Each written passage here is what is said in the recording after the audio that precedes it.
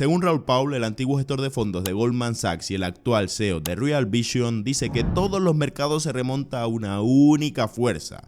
Esa fuerza es la deuda y la devaluación de la moneda para mantener fuerte esa deuda. Los bancos centrales no resolvieron la crisis del 2008, la pospusieron bajando los tipos a cero y permitiendo a los gobiernos, corporaciones y hogares refinanciar sus deudas sin cesar, y al hacerlo conectaron a la economía en un ciclo de liquidez. Raoul Pal dice que el motor de liquidez explica los verdaderos movimientos que tienen los mercados, así que en el día de hoy vamos a exponer toda la tesis de Raoul Pal en una de sus últimas entrevistas y veremos, entre muchas cosas, por qué Bitcoin y las criptomonedas no son activos especulativos sino que son activos de redes. Porque el ciclo de 4 años puede haberse alargado silenciosamente y si Raoul Pal tiene razón, estamos tan solo a un 5% de la adopción y el crecimiento real que tendrá el espacio de las criptomonedas. Vamos a ver qué nos tiene preparado para el día de hoy Raoul Pal. Pero antes, como siempre, recuerda que si lo que estás viendo te gusta, te aporta valor, te sirve de ayuda, lo único que te voy a pedir es que me regales un simple like aquí debajo y te suscribas. La mayoría de la gente, más de un 70-80% de la gente que ve mis vídeos no está suscrito al canal. No tardas nada y te mantendrá actualizado de lo que está pasando a nivel financiero y dentro del espacio cripto, así que ya sabes. Vamos directamente con Raoul Pal. Los bancos centrales de todo el mundo estaban usando un truco para gestionar la deuda, y ese truco era la devaluación de la moneda a través de la liquidez, ya fuera el uso de los balances del Banco Central o la medida de liquidez neta de la Reserva Federal utilizando la cuenta general del Tesoro, el repo inverso y el balance o utilizando los sistemas bancarios para absorber los bonos que necesitaban vender. Me di cuenta de que todo el sistema se basaba en la refinanciación de estas deudas masivas. Y lo que eso hacía es que en 2008, tuvimos un jubileo de la deuda, y en lugar de condonar las deudas, todos los bancos centrales condonaron los pagos de intereses de las deudas. Eso era lo que eran los tipos de interés cero, y permitía a todo el mundo reestructurar sus deudas. Y durante los años siguientes, todo el mundo reestructuró sus deudas a 3 o 5 años. Eso creó un ciclo económico perfecto de 4 años basado en la refinanciación de deudas impulsada por la liquidez. Pero cuando lo analizas en general, las inyecciones de liquidez que llegan siguen creciendo con el tiempo porque la deuda que necesita servicios sigue creciendo. Eso estaba correlacionado en un 97.12% con los rendimientos del Nasdaq y en un 90% con los rendimientos de las criptomonedas. Y de repente me di cuenta de que ahora tenemos el factor más poderoso y único en todas las inversiones que jamás hayan existido. Que todo está vinculado a esta devaluación de la moneda donde imprimen moneda en exceso y eso cambia ópticamente el denominador. Entonces, el valor de los activos aumenta ópticamente. También me di cuenta de que eso también significaba que nuestra tasa de rentabilidad para nuestras inversiones debía compensar esa devaluación más la inflación. Así que llegamos a una tasa de rentabilidad del 11% para nuestras inversiones. Y luego me di cuenta de que cuando junté todos los activos y los miré desde 2012, solo había 2 activos que realmente superaban a la tecnología porque cada día es más digital que ayer o mañana es más digital que hoy. Y eso generaba alrededor de un 18% anual en rentabilidad. Así que sí, estaba generando riqueza compuesta. El S&P, el oro y todas estas cosas estaban básicamente en línea con la baja. Es decir, no te hacías más rico por poseerlas. Y luego estaban las criptomonedas. Y las criptomonedas fueron la tecnología de adopción más rápida que el mundo había visto antes de la IA. Crecía al doble de la velocidad a la que crecía Internet. Y generaba rentabilidades del 145% durante el mismo periodo anual, incluidas 3 caídas del 80%. Sí, por tanto, vale, si todo está impulsado por un factor macroeconómico. Tenemos esta necesidad urgente y apremiante en una economía altamente endeudada de que operen nuevos raíles. Entonces, solo tienes 2 apuestas, que son la tecnología y las criptomonedas, y cuando divides el Nasdaq por Bitcoin, baja un 99.97%. Por tanto, tienes la macrooperación más potente de todos los tiempos que compensa la devaluación que supone la adopción de una tecnología para el nuevo Internet. Y entonces pensé, bueno, si hay algún momento para apostar todo, es este. Y así pasé de ser un inversor diversificado en macrodivisas globales, tipos de interés y materias primas a centrarme en la tecnología y las criptomonedas, siendo las criptomonedas la apuesta más importante de todos los tiempos. Sí, y ya sabes dónde estamos hoy en ese viaje. somos una clase de activos de 4 billones de dólares. Eso está bastante bien para una nueva clase de activos. Pero si extrapolamos la tasa de tendencia de adopción de la red, llegamos a 100 billones en 8 años.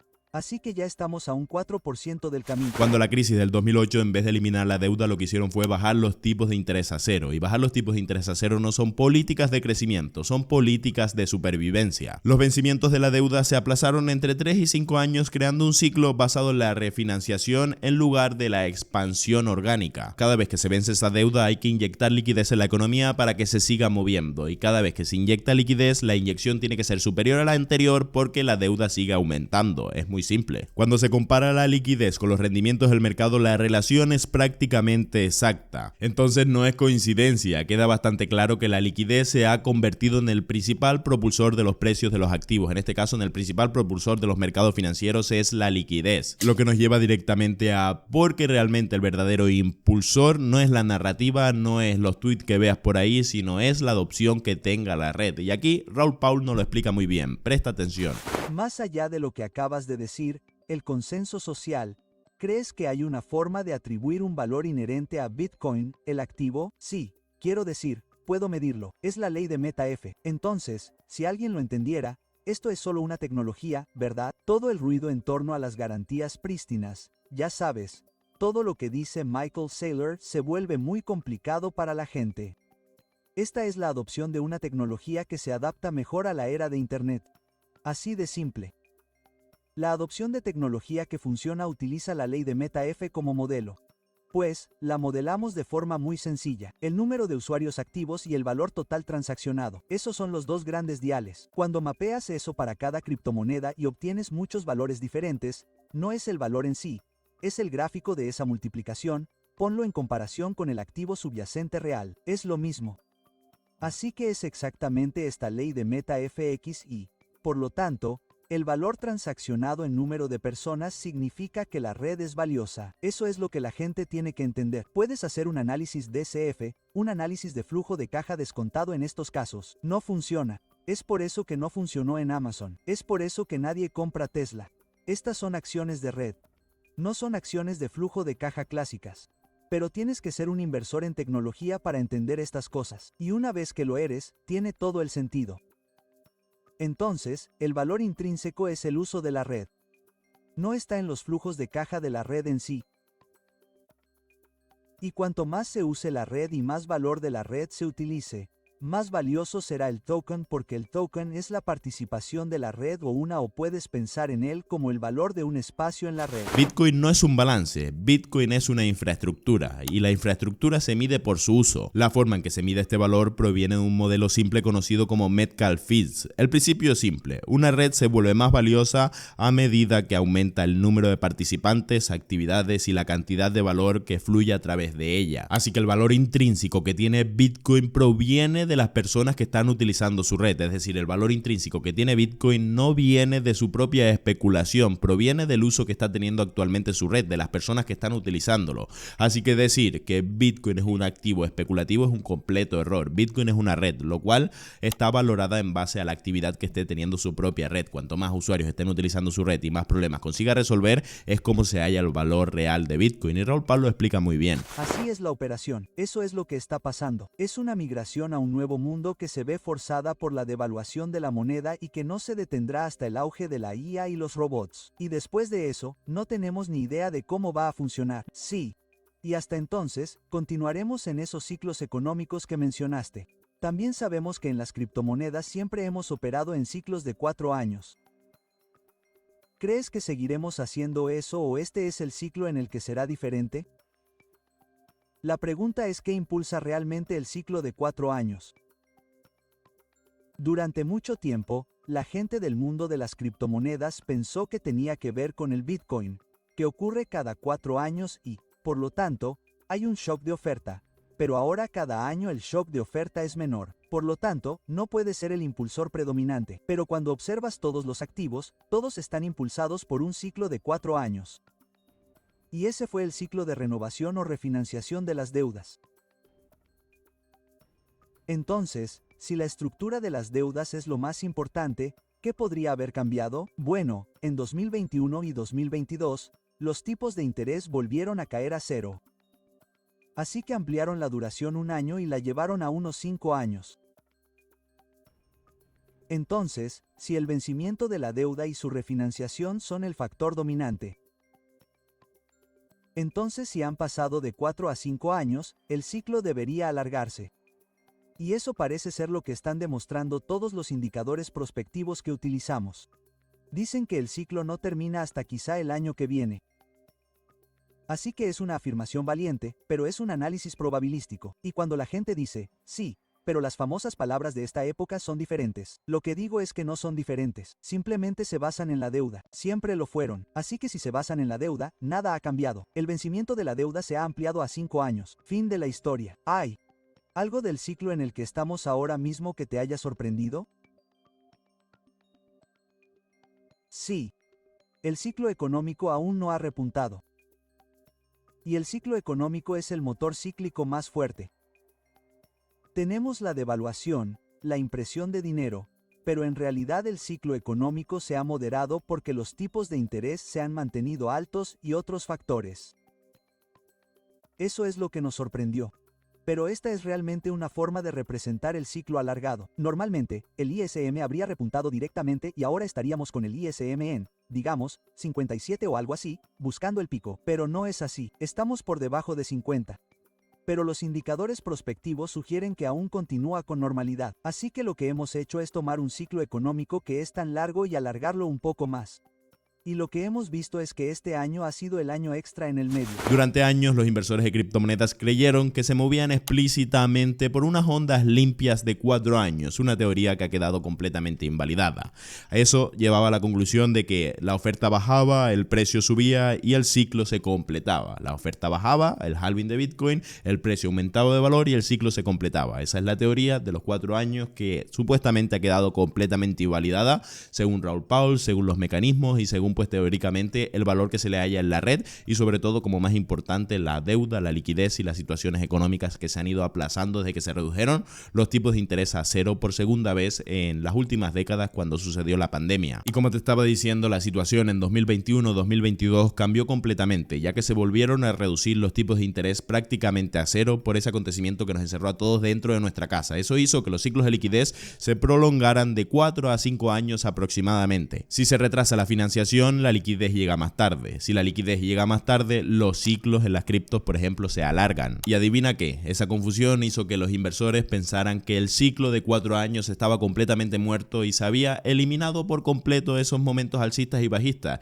Y la realidad es que cuando los ciclos monetarios se propagan, es decir, cuando el ciclo de liquidez se alarga, lo que sucede es que la liquidez no se evapora y el alza se elimina. Lo que sucede es que la liquidez se concentra para movimientos expansivos en un futuro. Y aquí Raoul Pal también tiene una tesis bastante interesante que te animo a que la veas hasta el final. Presta atención. ¿Cuál cree que define la próxima década? Simplemente, creo que será la adopción de la IA. Creo que la velocidad de adopción de la IA ya es impactante y nos dirá en todas partes hacia dónde se dirige el mundo. Sí, ¿cuál será el siguiente? ¿Bitcoin, Solana, Ethereum o Sui? ¿Cuál será el siguiente al alza en este ciclo? Sigo pensando en Sui porque es una etapa temprana. Las redes en etapa inicial tienden a pasar por su fase de arranque, por lo que tienden a tener un rendimiento superior, pero en el ciclo bajista tienden a tener un rendimiento inferior. Por lo tanto, creo que, por lo general, primero es SUA, luego Solana, luego ETH y, por último, Bitcoin, porque las redes más maduras se adoptan más lentamente. Sui tiene un capital flotante menor porque es más nueva. Eso significa que $1 de activos que se convierte en $1.000.000 que se convierte en Ethereum se mueve mucho menos que $1.000.000 que se convierte en Sui. Lo mismo ocurre al salir. Por lo tanto, creo que la curva de riesgo se mantiene y, por lo general, siempre se mantiene mientras la gente encuentre valor en Sui. Pero, ¿dónde me situaría si quisiera ser un inversor seguro en eso? ¿Cuál es la mejor manera de capturar esto? Creo que la mejor manera de capturarlo es a través de, si no quiere asumir riesgos. Quiero decir, o compra los 4 o compra la mitad de la curva, que sería Ethereum y Solana, y capturará una gran parte. Si pudiera poner su dinero en oro, en Bitcoin o en Nvidia, ¿cuál sería? Sigo apostando por Bitcoin. Así que como conclusión de Raoul Pal, el dato creo que más importante es tener presente que la valorización de una criptomoneda, de un activo especulativo, como lo quieras llamar en este caso, no se halla por el valor que pueda tener en sí, sino que se halla por la adopción que tenga su red. Y Raoul Pal se moja diciendo porque Swift va a tener un crecimiento exponencial si tenemos un movimiento alcista, porque es una red que está en su fase más prematura, pero que si tenemos momentos bajistas será una red que será más castigada. Y él piensa posicionarse ni en Bitcoin ni en Swift, se posiciona en un término medio, en redes que estén ya bien posicionadas pero que todavía tengan una fase de adopción en crecimiento. No sé si tú compartes la misma opinión de Raoul Pal, pero recuerda que Raoul Pal fue uno de los gestores de fondos de Goldman Sachs y es el actual CEO de Real Vision. O sea que él tiene un criterio tal vez un poco superior al nuestro y tal vez sus palabras como las del día de hoy puedan cambiar un poco el paradigma que tú tienes relacionado a las criptomonedas. De ser así, si te ha gustado este vídeo, te animo a que me regales un simple like aquí debajo y te suscribas, que es completamente gratuito. Nos vemos pronto. Adiós.